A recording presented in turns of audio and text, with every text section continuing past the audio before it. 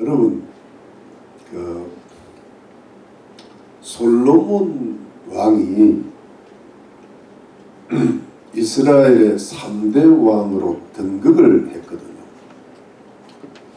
그러니까 이제 그때가 한 BC 970년 경입니다. 우리 이제 대한민국으로 말하면 고조선 시대예요. 고조선 시대. 그러니까 저 이스라엘에 북쪽에 나라가 하나 있었는데 그 나라 이름이 페니키아입니다. 여러분 페니키아 상인이라고 들어봤죠? 페니키. 성경에는 베닉이라고 나와 있어요. 그런데 그 페니키아라는 나라가 지중해 연안을 따라서 남북으로 길게 뻗어 있습니다. 마치 그 남미의 칠레라는 나라처럼 칠레는 이렇게 뭐랄까 태평양 연안 쪽으로 쭉 위로 뻗어 있거든요. 네. 칠레, 마질레가 아니라 칠레인데.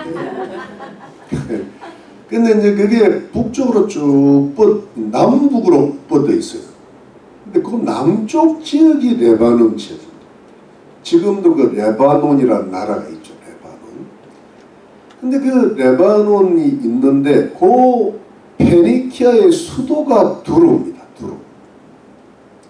근데 이제 원래는 그 나라가 시돈이라는 그 도시가 굉장히 유명했는데 나중에는 이제 두로가 수도가 되고 그 두로 왕 이름이 히람입니다. 성경의 다른 부분에는 후람이라고도 나와요. 히에라모스, 그러니까 히람인데 그 히람이 솔로몬 왕에게 축하 사절단을 보내요. 남쪽 나라에 새로운 왕이 이제 등극을 했으니까 축하 사절단을 보내는데 왜 그러냐니까 그 솔로몬의 아버지 다윗 때부터 이 히람이요 굉장히 다윗을 좋아했어요. 다윗하고 굉장히 친하게 지내면서 이 뭐랄까 우호 조약이 되어 있는 거예요. 그러니까 이제 그 아들이 왕이 되었으니까 친선 사절단을 보낸 겁니다. 요즘도 어느 나라의 대통령이 이제 이렇게 뭐랄까 취임을 하면 각 나라에 친선 사절단이 가잖아요. 그죠? 네. 그래 똑같은 이치인데 근데 그런데 이제 그것을 계기로 해가지고 이 솔로몬이 두로 왕 히람한테 자기가 지금 하나님의 성전을 좀 건축을 하고 싶은데 그 남쪽 레바논 산악 지역에 백향목 좋은 제목을 좀 보내달라. 여러분 이 백향목이라고 많이 들어보셨죠? 영어로는 cedar tree라 그러는데 그 뭐 예를 들어 뭐 cedars 뭐 sign mountain 뭐 이러잖아요. 그게 이제 백향목이라는 뜻입니다. 그런데 그 백향목이라는 그 나무가 참 좋은 나무예요. 한 수백 년을 자라야 되고 곱게 뻗어 올라가면서 그 나무가 질이 좋아가지고 이렇게 물이 잘 새지를 않아요. 그리고 나무에 이상한 냄새가 나가지고 벌레가 들어오질 않는다는 거예요. 그래서 최고의 건축 재료인데 그게 이제 이스라엘에는 없는 건데 그래서 그걸 좀 보내달라. 그리고 이제 그 벌목하는 기술자들도 좀 왜냐하면 거기가 이제 기술자가 많지 않겠어요. 그래서 이제 그 대신에 우리가 이스라엘은 주로 농업과 목축업이니까 위쪽은 이제 그 레바논은 임업이고 임업. 그러니까 우리가 이제 음식물을 많이 보내주겠다. 밀도 보내주고 감남유 요즘 올리브 있잖아요. 올리브유를 보내주고 하겠다. 그렇게 말을 하니까 기별을 보낸 거예요. 그러니까 이제 이 두로 왕 히람이 너무너무 좋아하는 거예요. 왜냐하니까 정치적으로는 계속 우호관계를 맺고 왜냐면 이스라엘이 그 당시 강국이니까 그리고 경제적으로도 이득이 되는 거예요. 요 페니키아 나라는 농업지가 부족해. 항상 식량이 부족해. 그런데 바로 밑에 있는 이스라엘이 자기들 나무를 남아돌아요. 나무를 수입을 해주면 좋은 농산물을 받으니까 얼마나 좋아요. 이게 무역이잖아요. 무역. 그래가지고 이제 경제적으로도 이득이 되고 이제 그랬습니다. 그래가지고 요렇게 해가지고 이 솔로몬이 그 일꾼들을 많이 일으켜요. 네. 예를 들어 이스라엘 기술자들 한 3만 명. 그 다음에 담꾼은 뭐냐 하니까 집 나르는 자들. 여러분 나무가 뗏목으로 해가지고 바다로 이렇게 내려오면은 그걸 예루살렘에서 가까운 가장 큰 도시가 요빠라는 도시. 요빠가 사도행전에도 나오잖아요. 그죠? 요빠에 베드로가 복음 전하고 있잖아요. 그 요빠에 갖다 주면 요빠에서 예루살렘까지 끌고 오기가 얼마나 어렵습니까? 거의 7만 명을 합니다. 그리고 이제 이스라엘에는 돌은 많으니까 돌 떠는 자 8만 명. 그걸 모두 감독하는 자 3,300명. 합쳐서 보니까 18만 3,300명. 이거 외우느라고 혼났네. 그래가지고 얼마나 큰 규모예요. 요거를요 3년을 준비를 해요. 그래가지고 솔로몬 그 성전을 7년을 건축합니다. 그러니까 이게 보통 일이 아니란 말이에요. 그러면서 오늘 그게 5장인데 5장에서 6장으로 열왕기상 6장으로 넘어가면서 성전 외부 공사가 마칩니다. 그리고 이제 성전 내부 공사는 언제 마쳤느냐? 다음 주일에 마칠 예정입니다. 그 스토리. 여러분 이 성전이라는 것은 쉽게 말하면 하나님의 거룩한 집이라는 뜻입니다. 하나님께서 임재하시는 거룩한 집이 성전. 영어로는 템플 그러잖아요. The house of God 이렇게 보면 되죠. 하나님의 집인데 이게 역사적으로 세 가지입니다. 역사적으로 보면 첫 번째는 이게 솔로몬 성전이라 그래요. 솔로몬 왕이 이제 지은 거지. 솔로몬 때 지었는데 이때가 이제 여러분 BC 966년 그러니까 솔로몬이 왕이 된 지 4년째 짓기 시작해서 7년을 지었으니까 BC 959년 정도예요. 이걸 뭐냐면 제1성전이라 그래요. 제1성전. 근데 이 성전이 여러분 잘 아시다시피 또 모르시다시피 BC 586년에 예루살렘이 바벨론한테 멸망할 때 이게 파괴가 됐어요. 그러다가 이제 두 번째 성전이 뭐냐니까 스룹바벨 성전이라 그래요. 스룹바벨이 뭡니까? 페르시아에서 돌아오면서 지었는데 그때가 BC 536년부터 BC 516년까지 20년간 지었는데 중간에 이게 막는 사람들이 많아요. 그래서 거치고 있다가 그때 제 기억이 다리오 왕의 도움을 얻어가지고 결국은 BC 516년 만에 그러니까 여러분 BC 586년에 성전이 파괴됐다가 BC 516년에 다시 재건이 완성이 되었으니까 70년 만에 지었어요. 이해가 되시죠? 그래가지고 그것이 계속 존속을 했어요. 근데 그 스룹바벨 성전은 솔로몬 성전에 비해서는 굉장히 초라합니다. 왜냐하면 아직은 페르시아 식민지 때 지었으니까. 그래가지고 예수님 당시까지 그 성전이 계속 유지되어 내려오다가 헤롯 대왕 때 그때가 BC 한 20년경 됐는데 헤롯 대왕 때 이 헤롯은 유대인이 아니에요. 이두메인이라서 에돔 사람이에요. 에돔 사람. 에서의 후손이에요. 여러분 이해가 되고 있습니까? 예. 아, 나 혼자 떠드는다. 그래가지고 유대인들의 환심을 사기 위해서 BC 20년부터 예수님 당시까지 계속 짓고 있었어요. 그래서 성경에 보니까 복음서는 이 성전을 지금 짓고 있는데 46년이 지났다는 거예요. 이것은 뭐냐면 AD 26년경에 예수님이 지금 이 공생을 사시고 있어요. 그런데 이것이 언제 완성되냐면 AD 64년에 완성이 돼요. 진짜 멋있게 지은 겁니다. 그래서 유대인들이 그 성전이 얼마나 화려하죠. 그 미석이라는 것은 대리석으로 하고 온갖 좋은 진귀한 물품을 다 거기다 갖다 놨는데 예수님 뭐라 그러셨어요? 이 돌 위에 돌 하나도 남기지 않고 무너뜨리리라.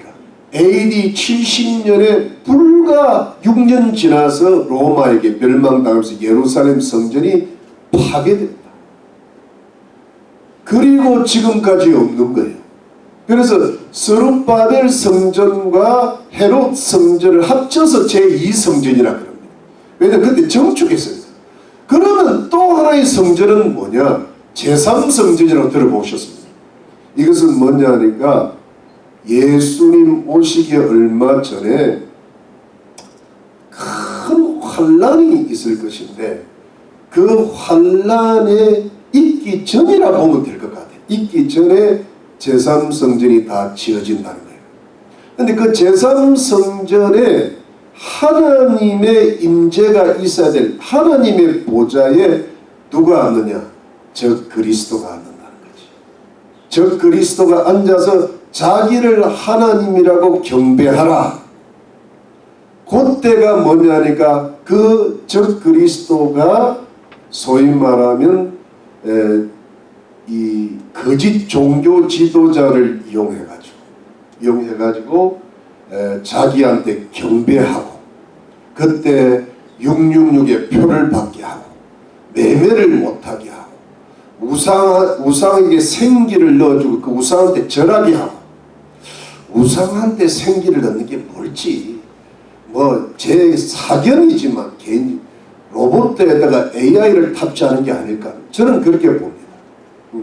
희한한 게 하나 나 괴물이 하나 꼭 절하라는 게 그리 되면 이제 앞으로 통화가 현금이 없어지고 모든 게 이제 디지털 화폐로 되고 나면은 모든 것이 이제 이 스마트폰이나 심지어 몸에 넣는 칩으로 해결돼야 돼요. 그러니까 매매가 하기 힘들죠. 딱 적 그리스도가 감시 사회로 들어간 말입니다. 그런 시대가 서서히 다가오고 있다는 거예요. 벌써 로봇, 뭐 테슬라, 뭐 배급 단어 지금 나오고 AI가 지금 초보 단계에 지금 들어가요.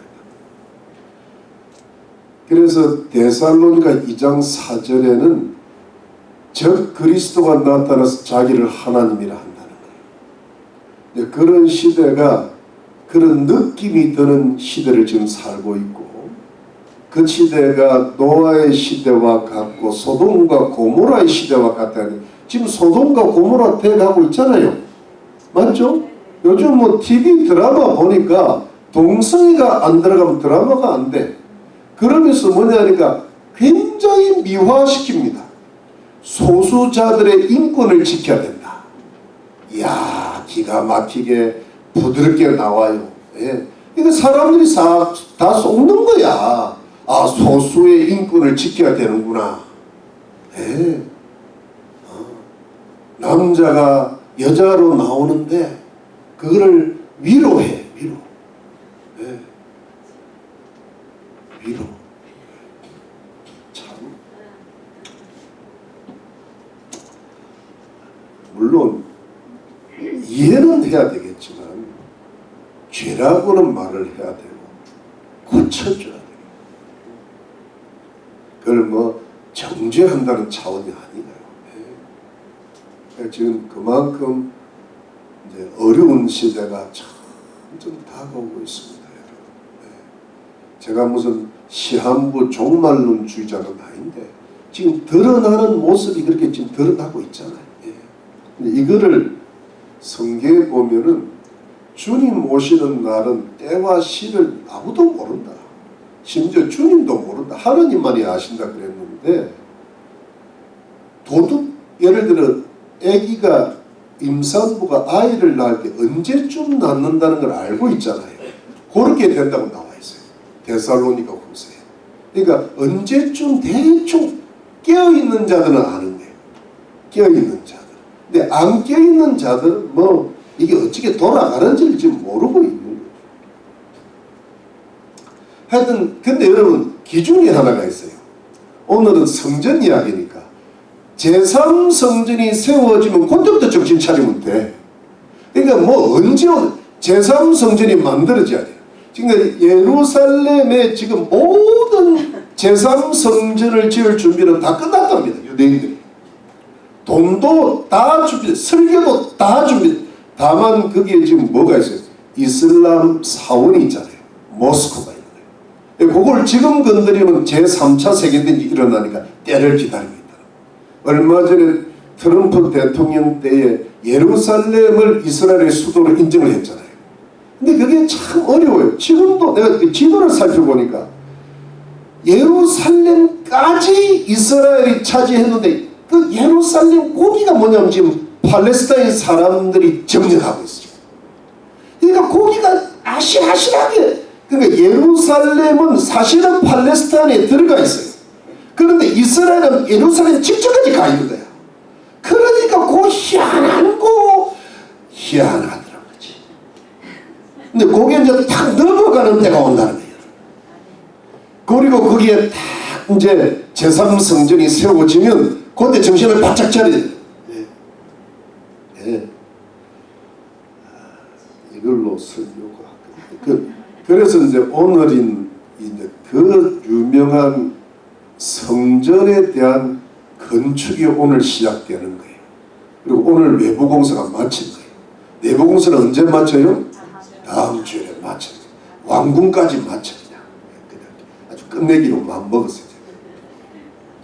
근데 오늘의 이 성경 본문인 왕상 열왕기상 5장 6장을 보면서 우리가 영적인 원리가 한 몇 가지가 있는데 첫 번째가 뭐냐 하니까 하나님의 거룩하시고 축복된 일은 오직 하나님의 은혜가 있어야 된다. 여러분 솔로몬이 참 지혜가 많고 훌륭한 왕이지만 그가 왜 이렇게 유명한가 하면 하나님의 집을 건축했기 때문에. 그래서 솔로몬 성전이라고 그러잖아요. 제1성전. 이것을 여러분 다윗이 자기가 하나님의 성전을 그렇게 짓고 싶었어요. 그런데 하나님은 다윗에게 전쟁 승리의 축복을 주셨고 성전이 거룩한 집이 아니라 거룩한 전쟁을 한 거예요. 성전의 승리는 주셨지만 성전 건축의 축복은 안 주셨다. 왜? 다윗은 전쟁을 해야 됐기 때문에 피를 많이 흘려가지고 평화, 하나님과의 화평을 상징하는 그 성전 건축의 축복은 솔로몬에게 넘어갔다는 거예요. 그래서 여러분 그 솔로몬 이름이 평강이듯이 이 성전 템플은 평화를 상징하는데 나라가 평안했어요. 나라가 평안하니까 성전 건축이 되는 거지. 나라가 지금 전쟁인데 어떻게 그 돈도 없고 그런 뭐랄까 나라의 백성들이 군사가 돼야지 어떻게 노동자가 됩니까?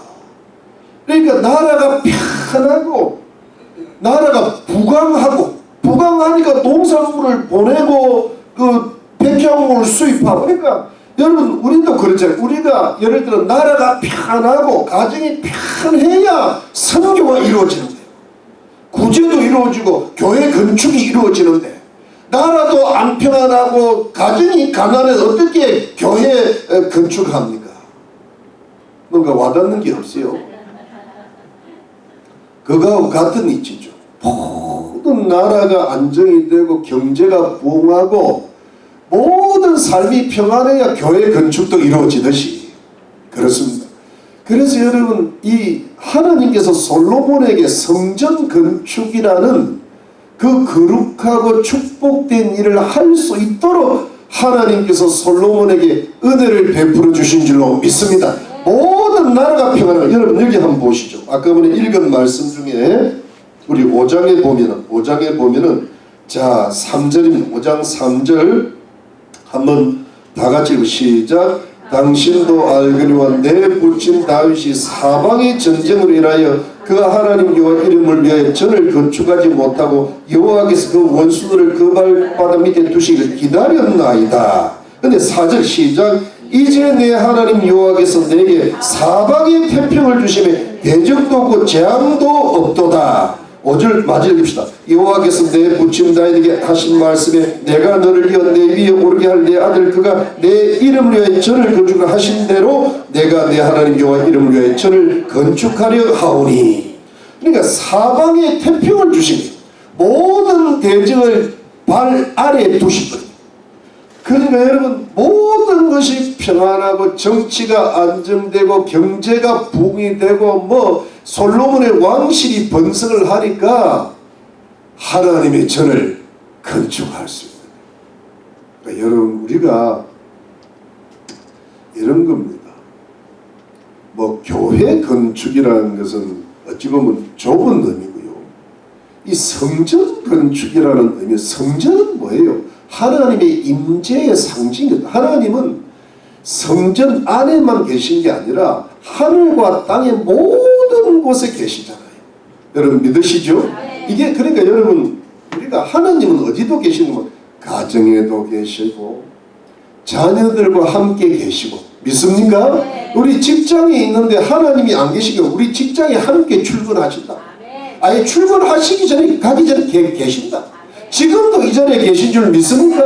여러분 마음속에 함께 계시는 분이에요. 모든 분의 부분에 편재하신 무소부재 omnipresent, 그러니까 어디나 계시는 거예요.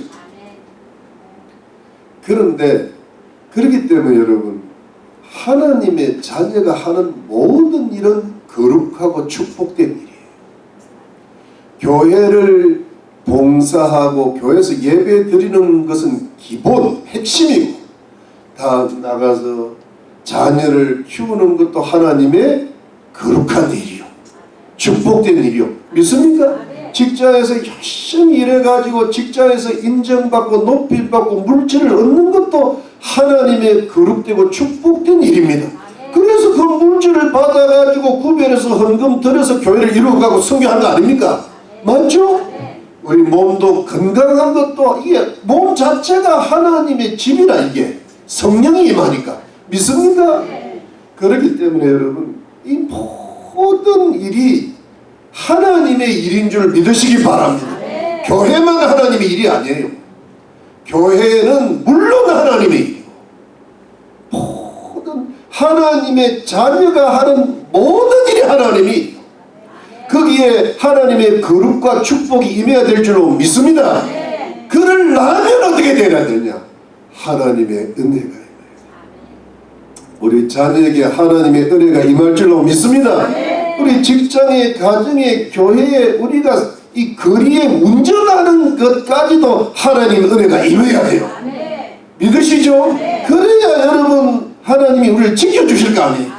마귀가 우리를 공격한단 말이에요. 그 지켜주셔요. 믿으십니까? 그래서 여러분 우리가 이 성전 건축이라는 것은 좁게 말하면 교회를 이루어가는 건데 넓게 말하면 하나님의 나라가 우리의 삶의 모든 부분에 아름답고 거룩하게 축복되게 건축되게 하는 것인 줄로 믿으시기를 바랍니다. 거기에 뭐가 임해야 돼요? 하나님의 은혜요. 거기에 모든 대적이 우리 발 앞에 놓여야 돼요. 사방에 태평을 주고 물질도 주시고 물질이 왜 나쁩니까? 물질이 최고 좋은 건데 그게 하나님이 돼서 문제가 되는 거지. 우리가 하나님이 쓰시는 도구가 되면 정말 좋은 거예요. 많이가 많이지 뭐니 해도 근데 그게 하나님 밑에 들어가야 진짜 좋은 게 되는 거예요. 믿으십니까 여러분? 네. 세상 사람들이 지금 막 하나님이 만이잖아요. 만이. 예, 예. 그런데 우리의 하나님은 하나님이에요. 그래서 여러분 우리가 돈에도 하나님의 은혜가 임해야 될 줄로 믿습니다. 네. 아멘이시죠? 네. 그래서 범사에 형통케 되고 평탄케 되고 여러분 자녀들도요 하나님의 은혜가 임해야 돼. 믿습니까 여러분? 네. 여러분 옛날에 무슨 유명한 성악가가 있잖아요. 성악가가 열심히 노래를 불러가지고 콩쿠르 대회 나갔는데 1등을 못하고 입상을 못해서 이름이 마리아 앤더슨이라는 여인이 유명한 성악가. 그 어머니가 믿음이 참 좋았어요. 마리아 앤더슨 너무 울고 낙심하고 있으니까 어머니가 그랬답니다. 마리아야, 하나님의 은혜가 먼저 와야 된단다. 그래 이 사람이 하나님 은혜의 자기를 맡긴 거예요. 하나님, 내가 오늘 하나님의 은혜 가운데 노래를 부르게 해주세요. 나는 성악이 뭔지도 모르겠어요. 왜 이런지 모르겠어. 지금도. 그런데 그들은 그걸 해야 되는 거야. 그런데 거기에도 하나님의 은혜가 임하는 거예요. 그래가지고요 노래가 기가 막히게 나오기 시작하는 그 다음부터 세계적인 성악. 요즘 보니까 바이올리니스트도 그렇고요. 감정들을 들어보니까 희한한 사람의 심금을 울리고 마음을 좋게 만드는 그런 음악이 만들어지는 거예요. 하나님의 은혜가 임했기 때문에.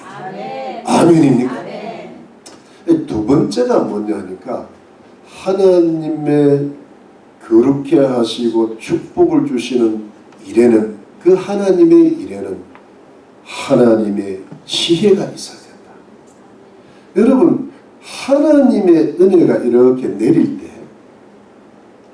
그것이 실제 우리 이 세상 속에서는 하나님의 지혜가 솔로몬에게 담겨가지고 이 솔로몬이 보세요.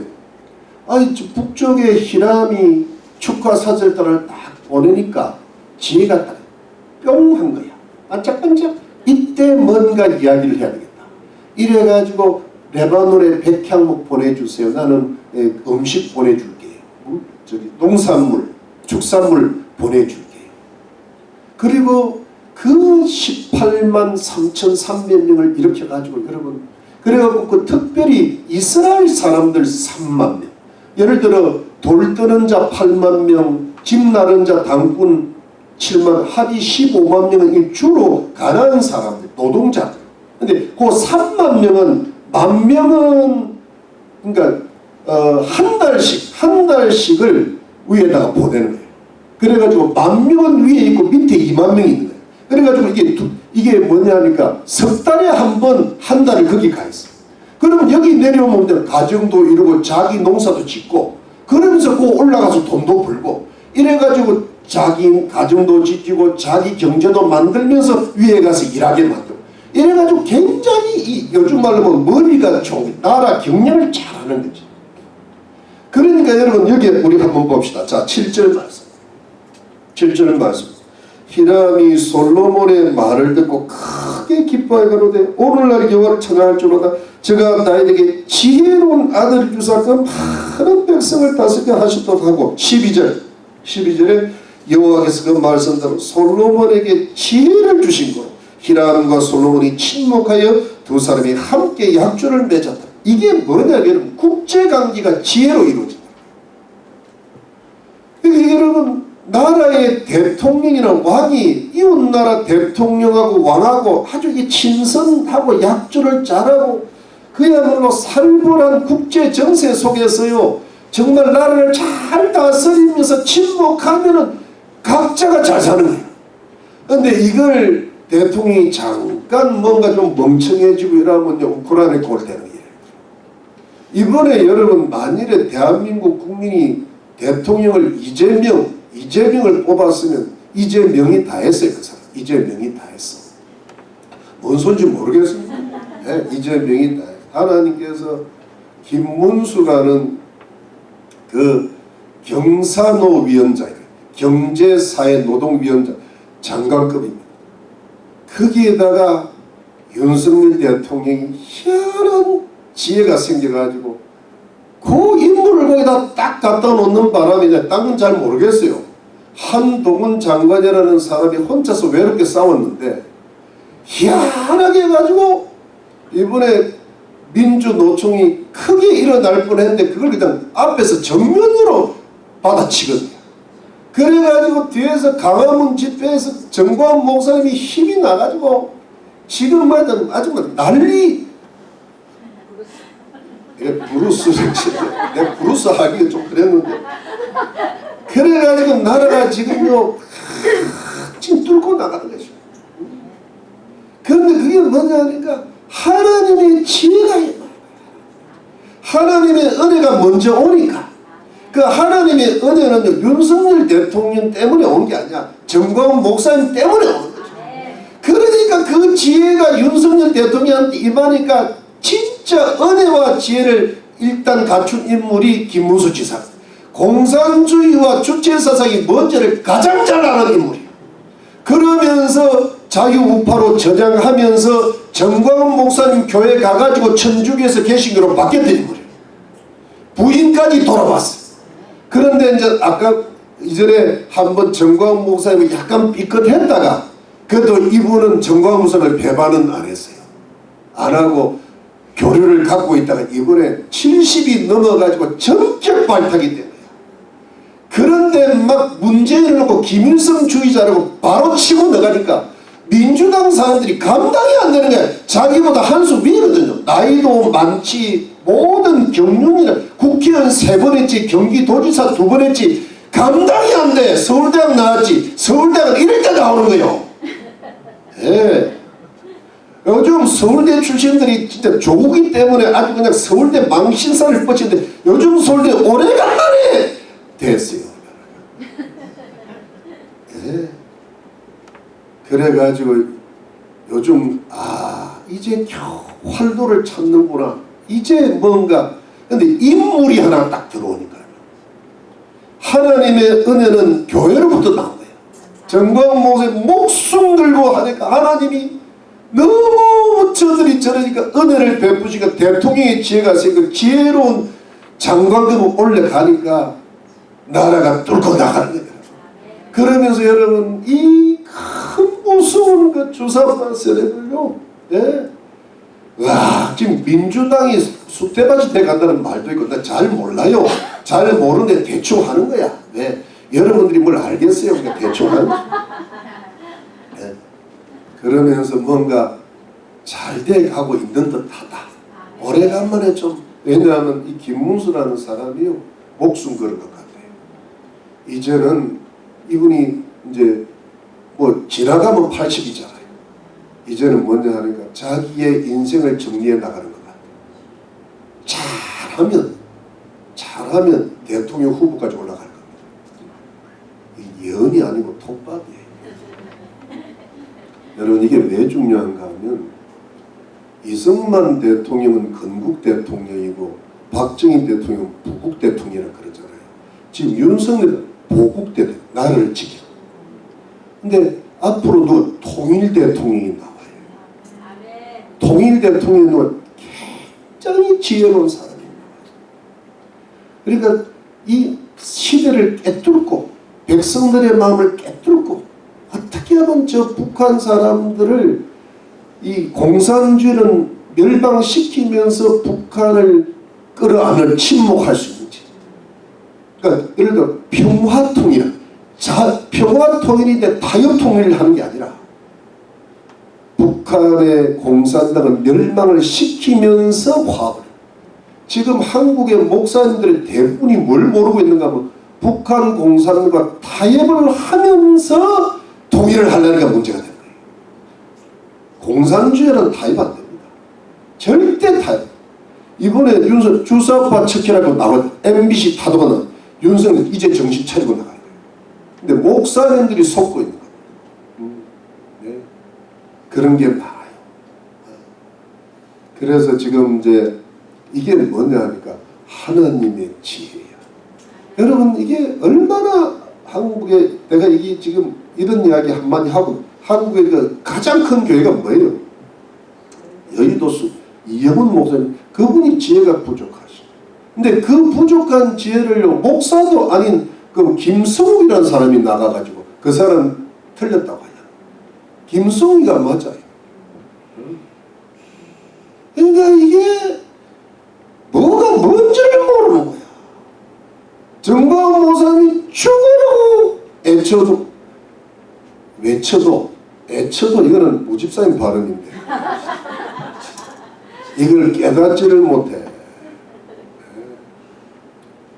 제가 참 이거를 하여튼 그래요. 근데 이게 뭐냐니까 하나님의 지혜. 지금 오히려 한국은요 평신도들이 더 지혜롭습니다. 목사님. 뭔가 뭘 몰라. 교회 안에만 있어가지고. 저는 교회 안에만 있어도 아는데. 여러분들은 복 받은 줄 아세요? 아 진짜. 그래서 여러분 우리가 제가 이 이야기를 하는 거는 우리가 뭐 지금 나라 이야기 우리는 지금 나라 상대로 하자는 게 아니고 가정 상대를 좀 해보자는 거지.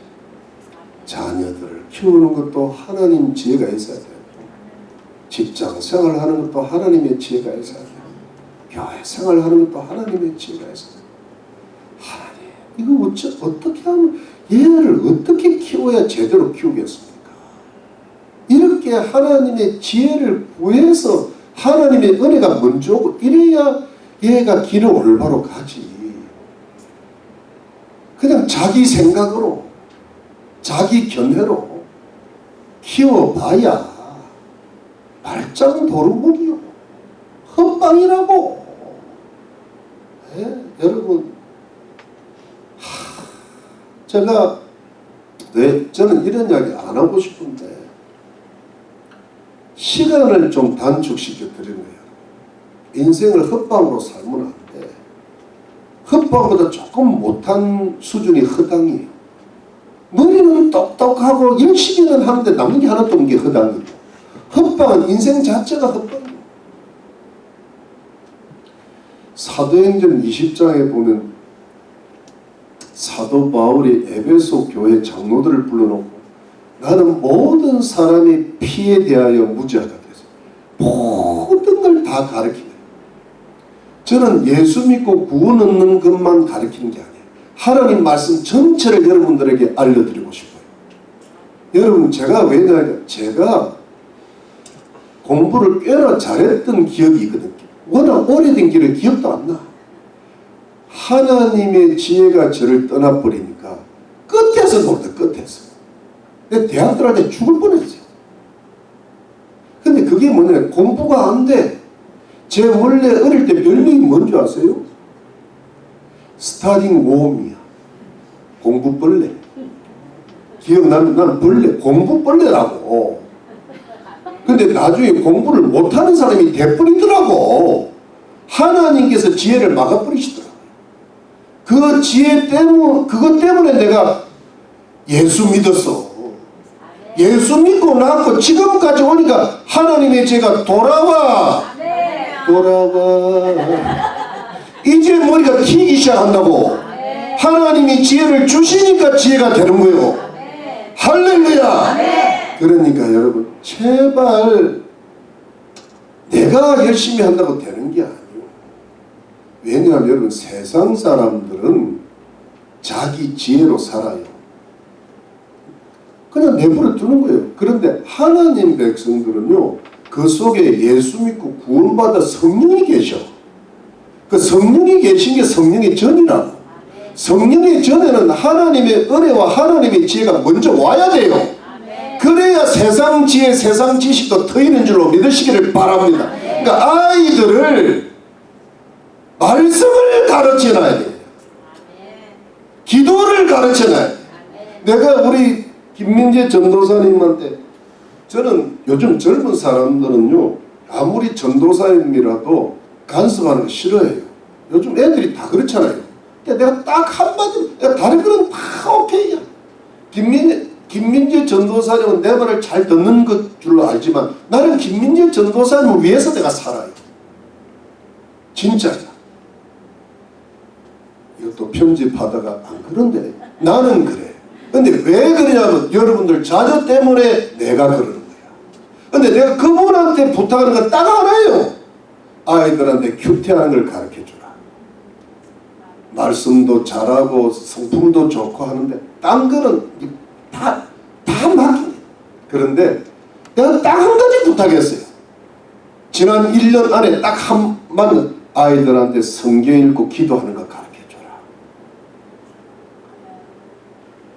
거기 그 속에 성전이 들어가는 거예요.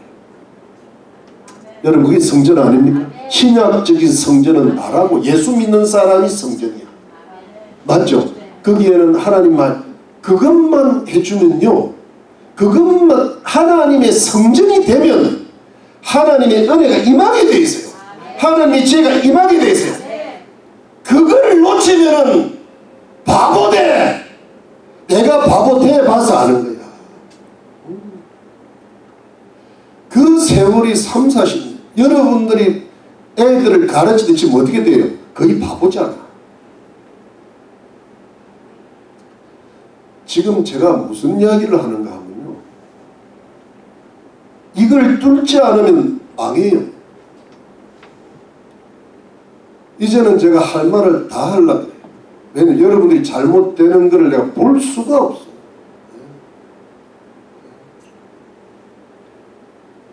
우리 아이들 저 6명밖에 안 되는데요, 내 신경은 굉장히 많이 가 있어요. 왜 내가 저 6명의 신경을 쓰는, 여러분들의 자녀들이니까 신경 쓰는 거지. 내가 나았나? 여러분들이 나았지. 근데 왜 내 마음을 그리 몰라? 여러분, 아무 소용없어요. 하나님을 떠나서 혹시 지식이 쌓아졌다 합시다. 그것 때문에 하나님 떠나요. 하나님을 떠나서 돈을, 그것 때문에 머리 좋아봐야 다 지금 미국의 대학에 전부 좌파가 돼가고 있어요. 미국 대학생들이요, 사회주의 물이 들어가 있다고 지금. 그래서 미국 전체가 그리 되고 있다고 지금. 대한민국의 문제만이 아니에요. 거기에 교회만 적당히 다닌다고 될 일이 아니라고. 교회에 다니는 좌파주의들이 얼마나 많은데요. 원래 공산주의와 기독교는 같이 한솥밥을 못 먹게 돼 있어요. 철저히 공산주의는 유물론이고 마귀의 사상이고, 기독교는 유신론이고 하나님의 사상인데 어떻게 같이, 이게 같이 들어가 있다는 게 뭐냐면, 우리 젊은이들, 아이들 속에 하나님 말씀이 제대로 안 들어가 있다는 사실입니다. 이해가 됩니까? 그러면 대학 가면요, 하나님 떠납니다. 여러분, 부탁이에요. 공부시킬 생각하지 말고, 물론 학교는 공부 필요 없다고 집에 두고 안 되고, 공부는 시키는데 아이들을 어떻게, 교회를 데리고 나와야 돼. 교회를 매일 성경 읽는 책임, 성경이 뇌를 잡아야 그 뇌가 똑바로 되면 방황 안 해요. 지가 알아서 한다고. 지가 알아서. 하나님의 지혜가 임한다고요. 성령이 인도하신 줄 믿으시기 바랍니다. 예, 여러분, 저는요, 너무 자세히 이야기하면 나도 속상하고 여러분도 속상하고, 우리가 너무 속상할 건 아닌 것 같아요. 세 번째, 하나님의 거룩하고 축복된 일은 하나님의 때에 시작되고 하나님의 때에 완성된다. 항상 하나님의 때를 맞춰야 돼요. 여러분, 여기 6장 말씀이 1절에 이스라엘 자손이 애굽 땅에서 나온 지 480년이요 솔로몬이 이스라엘 왕이 된 지 4년 15월 곧 2월에 솔로몬이 여호와를 위하여 집 전 건축하기를 시작하였더라. 이래놓고 9절을 봐요. 9절에 전에 건축이 마치니라. 이 외부, 그전은 백향목 스크라 늘파도로 덮었고, 이게 이제 외부 공사가 끝나는 건데, 여러분, 이 부분이 참 중요한데, 여러분, 예루살렘 성전이 모세 성막 이 지어진 지 딱 480. 그러니까 여러분 출애굽이 BC 1446년이고 이 솔로몬 성전이 건축한 게 BC 966년이에요. 딱 480. 그런데 성막에서 성전으로 바뀐다. 이거는 큰 빅 에이지가 지나가는 거예요. 100년, 200년, 보통 한 400~500년 만에 나라의 흥망성쇠가 있는데 지금 솔로몬의 성막 텐트가 솔로몬의 성전 건축물로 돌아가요. 이것이 뭐냐면 하나님의 정확한 때에 시작이 되고 마친다. 여러분, 우리가 살아가는 것도요, 하나님 직장을 언제 옮겨야 돼요? 이사는 언제 해야 돼요? 하나님, 내가 지금 뭘 할 땐가요? 내가 지금 봉사할 땐가요? 기도할 땐가요? 내가 지금 얼마 안 있으면 죽을 날이 올 텐데 그 죽기 전에 내가 무엇을 해야 될 건가요? 지금 내가 무슨 때인가요? 좀 물어보고 있다. 내일 죽어도 오늘 내가 무슨 일을 하고 있는지는 몰라. 돈 모으기 바빠. 그냥 어떻게 내가 지금 인생의 추노추동이라는 게 있잖아요. 기승전결이라는 게 있잖아요. 그럼 나는 지금 무엇을 하고 살 때인가? 지금 놀러 갈 때인가? 봉사할 때인가? 지금 내가 어디를 돌아다닐 때인가? 아니면 기도할 때인가? 내가 지금 어떻게 살아야 될 때인가? 이거 알아야 돼요. 여러분, 제가 그랬잖아요. 60이 넘어서 지금 뭐 할 때요? 마지막 달려갈 때를 달려갈 때예요. 믿으시면 아멘 하십시오. 네. 지금 한 30, 40, 50 그때는 말씀을 가슴에 품을 때, 그걸 안 품으면 어디 20, 30년 그냥 지나갑니다. 우리 살아봤잖아요. 거기에 온갖 우여곡절이 생긴다. 인생은 우여곡절이 한 30부터는 우여곡절이 생깁니다. 그러니까 여러분, 지금은요, 이제 별이 오면은 봉사하고 싶어도 못해. 우리가 지금은 내가 지금 전도하자. 지금 내가 봉사를 하는데 내 몸을 불사를 때라. 봉사가 너무 하고 싶어서 목사님 내가 뭐든지 좀 맡겨주세요. 주일날 집에 안 가. 이리 돼야 돼. 근데 빨리 가고 싶어서 미치겠는 거야 지금 보니까. 그래서 가지 말라는 거 아니야. 이게 지금 좀 있으면 못해요. 하나님, 내가 지금 뭘 할 때인지, 어디다가 내 인생의 말뚝을 딱 받고 미친 듯이 움직여야 될 때인지. 솔로몬은 딱 이때 성전을 건축하잖아요. 그 성전은 넓으면서 하나님의 일이라 그랬잖아요. 내가 지금 뭘 해야 돼? 전쟁할 때가 있고 평화할 때도 있고 누울 때가 있고 일어날 때가 있고 사랑할 때가 있고 미워할 때가 있고. 그게 솔로몬의 전도서에서 나온 말 아닙니까? 내가 지금 뭐 할 때냐?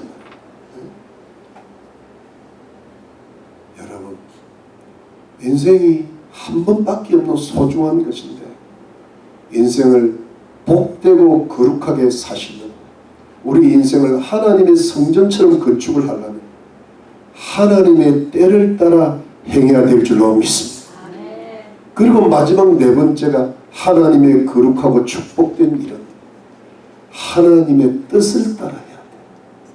여러분 여기 보면 잡읍시다. 2절 말씀, 6장 2절에 솔로몬 왕이 여호와를 위하여 건축한 전은 장이 60규빗이요 광이 20규빗이요 고가 30규빗이며, 그 다음에 3절에는 낭실이 나오고 4절에는 붓방이 교착과 다락들과 골방이 나오고, 그 다음에 8절에는 나사모약 사닥다리가 나오면서 9절에 마칩니다.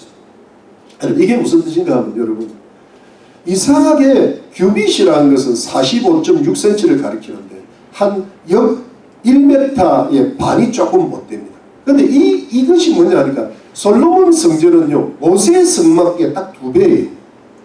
모세의 성막은 하나님이 정확하게 치수를 가르쳐 줬다. 그런데 이 솔로몬 성전은 치수가 없는데 왜 이렇게 치수를 잡았을까? 다윗이 가르쳐 줘요. 다윗이 기도를 많이 하는 가운데 성막보다는 커야 되는데 어느 정도 딱 2배만 해라. 그래가 그래가지고 그 두 배를 하는데 성막주의, 성소지성 주변에다가 다락들, 부속 건물을 만들고 그 다락들 옆에다 골반들을 만들어가지고 그건 뭐냐니까 제사장들이 옷도 갈아입고 쉬기도 하고 제물을 거기다가 보관하는 그런 장소를 둔 거예요. 그러면서 여러분 그게 뭐냐니까 이 나선형 사닥다리 굉장히 아름다운 건축이잖아요. 그걸 딱 두게 한 거예요. 이게 뭐냐니까 부속 건물을, 이 부속 건물을 어디서 보면 되면 에스겔서에 보면 제3성전에 대한 환상이 나오는데 거기 보면 그 여기가 맞아떨어져요. 그러니까 뭐냐니까 이것이 뭐냐면 이 모든 성전을 하나 건축, 원래 성막이 그랬잖아요. 성전을 하나 건축하는 것도 하나님의 뜻을 따라 하나님의 방법을 따라 다 만든 거예요. 여러분 뭐냐니까 모든 것이 뭐냐니까 이게 하나님의 뜻인지 하나님의 뜻이 아닌지 깊이 기도해야 돼. 하나님 내가 이거 직장을 그만둬야 되는지 비즈니스를 해야 되는지 자녀를 어떻게 키워야 되는지 교회에서 뭘 어떻게 해야 되는지 내 인생을 어떻게, 근데 그게 때와 뭐예요? 뜻을 따라 방법이 하나님의 방법이라. 그래서 여러분 이게 뭐냐, 저를 봅시다. 이게 뭐냐니까 하나님의 은혜, 하나님의 지혜, 하나님의 때, 하나님의 뜻을 따라 여러분 이걸 하나로 딱 묶으면 뭐냐니까 하나님께서 함께 하심이 있어야 돼요. 이게 뭐냐니까 내 인생의 모든 곳에 누가 동행하셔야 돼요? 하나님이 동행하셔야 돼요. 하나님이 함께 하셔야 돼요. 하나님이 함께 하셔야 여러분 이게 뭐냐니까 형통하고 평탄하게 되는 거예요. 이스라엘 나라 자체가 하나님께서 함께 하시기 때문에 부강하게 됐잖아요. 하나님이 함께 하시니까 전쟁이 그쳤잖아요. 하나님이 함께 하시니까 이웃 나라의 대적전을 이겼잖아요. 하나님이 함께 하셔야 사단이 떠나가는 거예요. 모든 상처가 치유가 되는 거예요. 모든 질병도 치유가 되는 거예요. 모든 악이 떠나가는 거예요. 모든 저주가 끊어지는 줄로 믿습니다. 하나님이 함께 하셔야 돼요. 그래서 여러분 여호수아 장군이 이스라엘 땅을 맨 처음에 정복할 때도 뭐냐니까 하나님 말씀을 지키면서 좌우로나 우로나 치우치지 말라 강하고 담대하라 그랬을 때 놀라지 말라 두렵다 내가 너와 함께하는 일을. 이게 여러분 우리 성도들한테 있어야 될 게 뭐냐면 하나님의 함께 하시는 은혜가 있어야 될 줄로 믿습니다. 이게 성전이라고. 성전은 하나님이 함께 하시는 장소잖아요. 이 교회도 하나님이 함께 하시는, 하나님이 떠나면 안 돼. 우리 마음에, 우리 자녀에게, 우리 직장에, 모든 일에, 우리 생각에 하나님께서 함께 하시는 은혜가 있어야 될 줄로 믿습니다. 이게 그래야 모든 게 복이 되는 거죠. 평탄하게 되고 평등하게. 여러분 거꾸로 되면 어떻게 됩니까?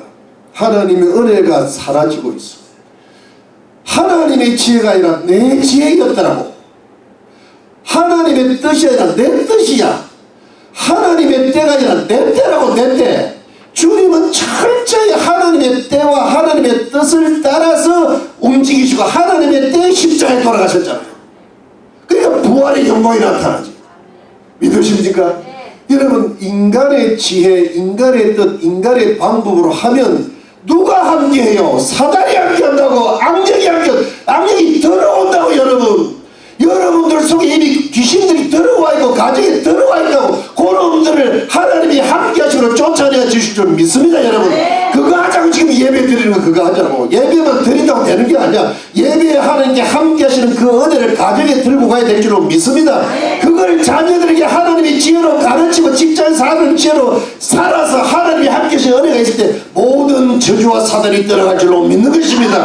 그런 은혜를 받을지어다. 그런 축복을 받을지어다. 아멘. 우리가 하나님 뜻대로 하고 세상 뜻대로 하고 인간 뜻대로 내 뜻대로 하고 지금 마귀가 들어와 있다고. 그런데 거기에 지금 우리가 편성을 해가지고 대충 타협을 해가지고 하니까 나도 멍한 거야. 여러분들 얼굴 보면 멍해. 또렷또렷. 요즘 와서 조금 살아나요. 요즘 와서 위로가 돼. 근데 이게 지금 하나님의 뜻은 여기 있고 인간의 뜻은 여기 있고 성령이 역사하다가 마귀가 역사하다가 지도 헷갈리니 내가 하나님을 잘 믿는지 못 믿는지 헷갈리네. 여러분 성령 충만해야 될 줄로 믿습니다. 말씀 충만해야 될 줄 믿습니다. 그래야 귀신들이 쫓겨나가요. 우리 속에 여러분 귀신들이 들어와 있고 하는데 자녀들도 이미 귀신이 점령했어요. 그런데 그걸 여러분 내가 예수 이름으로 사탄아 물러가라 이게 축사를 해드리지만은 가장 중요한 게 자동적으로 나가는 방법이 뭔지 아십니까? 이게 오늘의 교훈입니다. 하나님의 말씀이 내게 임하면 되는 것입니다. 여러분 여기 11절 말씀 11절부터 13절에 다같이 한 목소리로 큰 목소리로 따라가 이렇게 있으면 시작. 여호와의 말씀이 솔로몬이 임하여 가라사대 내가 이제 이전을 건축하니 내가 만일 내 법도를 따르면 내 율례를 행하며 나의 모든 계명을 지켜 그대로 행하면 내가 내 아비 다윗에게 한 말을 내게 확실히 이룰 것이요 내가 또한 이스라엘 자손과 하며 내 백성 이스라엘을 버리지 아니하리라 하셨더라. 아멘. 이게 뭐냐 하니까 하나님의 전을 네가 아무리 화려하게 건축해도 네가 내 말씀 안 지키면 말짱 도루묵이라 이 말입니다. 그런데 하나님 말씀을 법도도 지키고 율례도 지키고 규례를 지키면 내가 확실히 이루어지겠다는 것은 다윗의 왕권을 경고하고 자자손손 경고하게 해주고 그리고 이스라엘 백성들에게 함께 하시고 버리지 않게 이스라엘 민족을 부국 강병으로 태평성대로 만들어주시고 이스라엘 나라를 하나님의 나라로 만들어주시고 세계 민족 위에 뛰어난 민족으로 만들어주실 것이 그 약속 아닙니까? 그 핵심 키가 뭡니까? 하나님의 말씀이 내 속에 거하는 내가 성전이 되어야 됩니다. 여러분 신학적 성전은 뭔가 예수 믿고 구원받은 사람이 하나님의 성전 아닙니까? 근데 거기에 뭐 성령이 임해야 돼.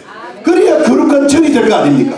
그러니까 우리 세상에서 가장 축복된 성전은 내가 하나님의 말씀을 지키면서 기도하면서 성령이 거하시는 전이 되는 것이 가장 거룩되고 축복된 하나님의 일인 줄로 믿으시기를 바랍니다. 그래야 해야 외부적인 성전이 의미가 있는 거예요. 여러분 내가 엉망인데 외부적으로 잘 돼봐야 그게 복이 되겠습니까? 안 됩니다. 우리가 어디서 속는가 하면 내가 성전이 제대로 안 된 상태에서 외부의 성전을 자꾸 만드는 게 문제예요. 하나님 우리 아들 딸 잘되게 해주세요. 뭐 구원해 주세요. 뭐 복잡 아이고야 주님이 뭐라 그랬어요? 네가 성전이 돼. 네가 성전이 되면 교회가 뭐예요? 성전과 성전의 연결이 교회 공동 성전이에요. 여러분 우리 가족들에게 이미 지금 마귀가 역사를 많이 하고 있는데요. 그걸 어떻게 그들에게 있는 귀신들 쫓아냅니까? 우리가 성전이 돼가고 그들을 위해 기도해주면 귀신 떠나가. 내가 하나님 말씀으로 충만하면 있던 게 없어져 버려. 있던 게 없어져. 어느 날 나가버려. 여러분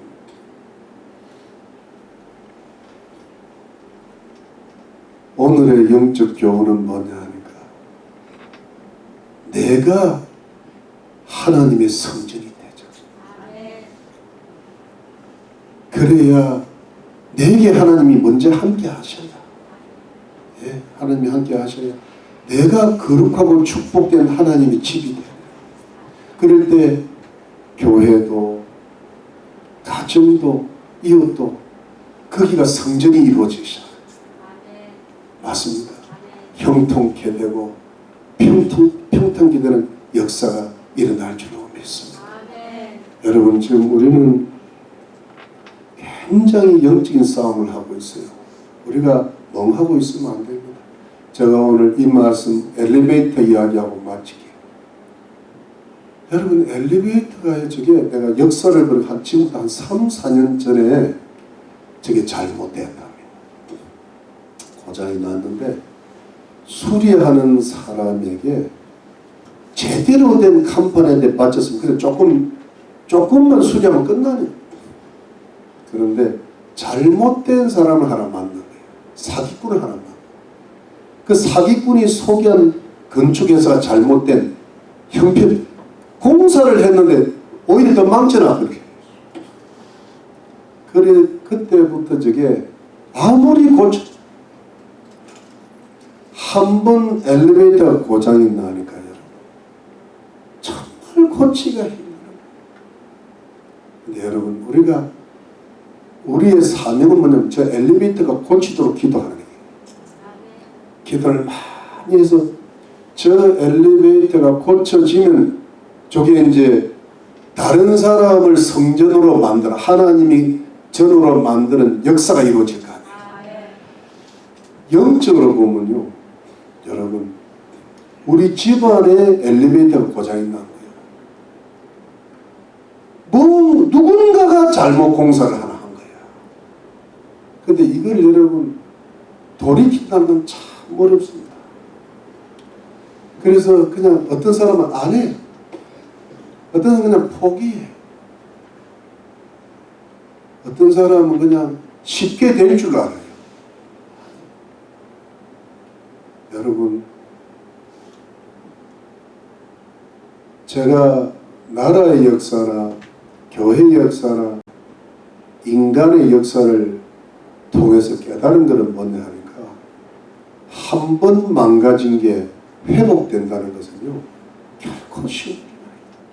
거기에는 피와 땀과 희생과 헌신이 들어가야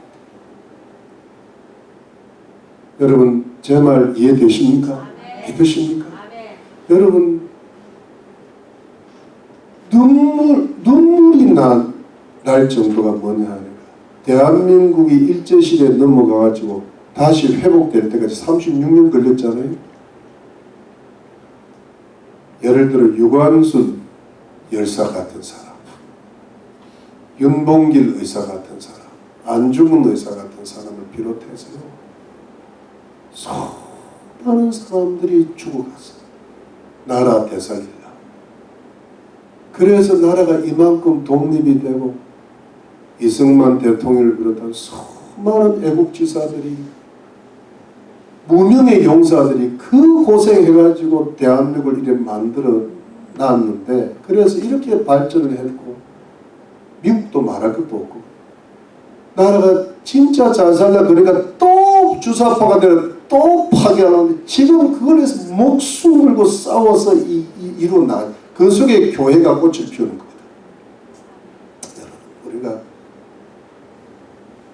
세상이 점점 종말이 다가오고 있고 교회 사람들이 자꾸 떠나가고 있고 지금 아이들은 TV가 인터넷으로 예배 드린다고 야단이고 앞으로 사이버 시대가 오면요 이게 심각해집니다. 메타버스 시대가 오면 아주 골치 아파집니다. 근데 여러분 그렇다고 해서 우리가 혼자 예수 믿고 왔다 갔다 해서 되겠습니까? 우리가 여러분 뭐는 하고 가야 되는가 하면 다른 건 다 필요 없어. 우리는 다른 거는 다 다른 사람이 할 줄 알아. 하나님 우리 가족 구원해 주시고 내 가까운 친척들 가까운 이웃들 구원해 주세요. 우리 자녀들이 앞으로 다가올 종말의 시대를 뚫고 나갈 믿음 주시고 그 속에 하나님의 은혜가 임해서 지혜도 주시고 축복도 주시고 보호도 해주세요. 아멘. 이거는 하고 가야 될까? 네, 그거는 내 책임이야. 최소한의 책임이죠. 그러려면 어떻게 돼요? 딴 거 아니에요. 나를 하나님의 성전으로 만들어. 내 속에 뭐가 들어요? 하나님의 말씀을 붙잡고 열심히 기도하고 교회에 나오는 것을 목숨보다 귀하게 해요. 내가 학교는 안 보내라도 교회는 보낸다는 게 나와야 돼요. 믿습니까 여러분? 그 정도 각오를 안 하면 복 못 받는다. 나는 앞으로 그렇게 봅니다. 예루살렘이 멸망하는데 뭐 우리가 LA가 멸망하는 기본이지. 예루살렘 성전도 파괴인데 교회가 없어지는 기본이지 이게. 그런데 그 정도로 가지고 그저 내가 여러분들한테 월요일 나오라 그래요? 화요일 나오라 그래요? 우리 서로 보기가 좀 민망합니다.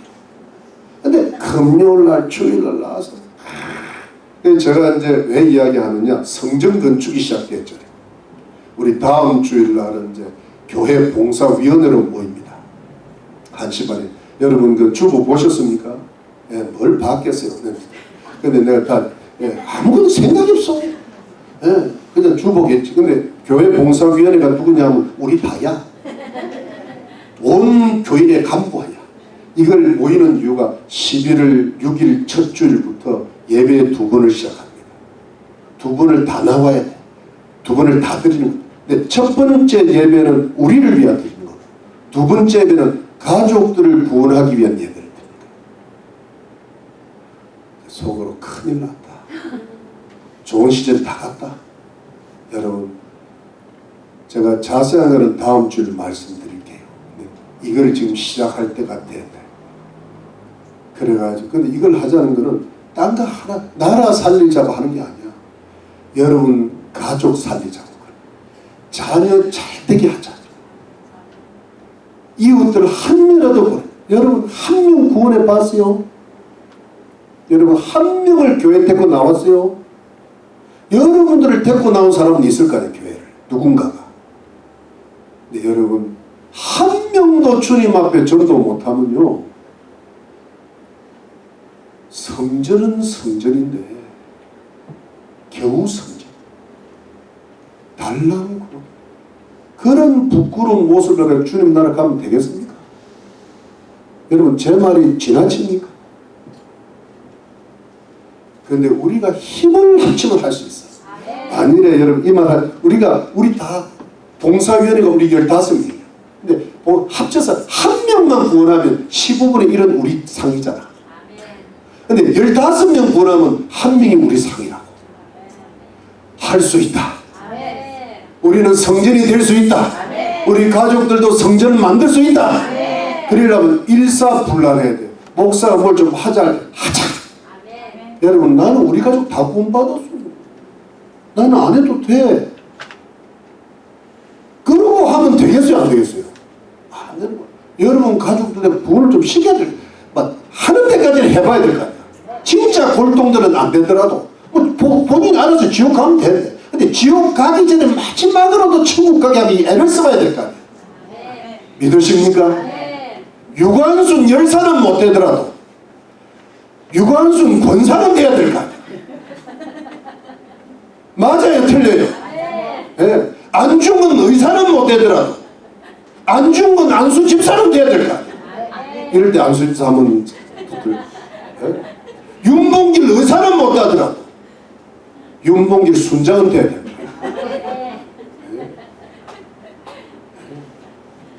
네, 여러분 예수 이름으로 축원합니다. 여러분 온 가정에 하나님의 은혜, 하나님의 지혜, 하나님의 뜻, 하나님의 때가 임하시길 예수 이름으로 축원합니다.